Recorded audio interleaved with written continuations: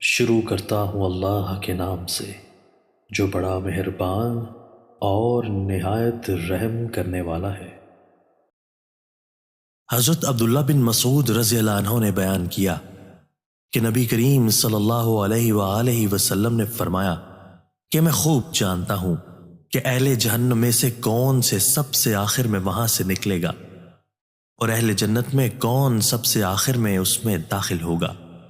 ایک شخص جہنم سے گھٹنوں کے بل گھسیٹتے ہوئے نکلے گا اور اللہ تعالیٰ اس سے کہے گا کہ جاؤ اور جنت میں داخل ہو جاؤ۔ وہ جنت کے پاس آئے گا لیکن اسے ایسا معلوم ہوگا کہ جنت بھری ہوئی ہے، چنانچہ وہ واپس آئے گا اور عرض کرے گا اے میرے رب، میں نے جنت کو بھرا ہوا پایا۔ اللہ تعالیٰ پھر اس سے کہے گا کہ جاؤ اور جنت میں داخل ہو جاؤ۔ وہ پھر آئے گا لیکن اسے ایسا معلوم ہوگا کہ جنت بھری ہوئی ہے۔ وہ واپس لوٹے گا اور عرض کرے گا کہ اے میرے رب، میں نے جنت کو بھرا ہوا پایا۔ اللہ تعالیٰ فرمائے گا جاؤ اور جنت میں داخل ہو جاؤ، تمہیں دنیا اور اس سے 10 گنا دیا جاتا ہے۔ یا اللہ تعالیٰ فرمائے گا کہ تمہیں دنیا کے 10 گنا دیا جاتا ہے۔ وہ شخص کہے گا تو میرا مذاق بناتا ہے، حالانکہ تو شہنشاہ ہے۔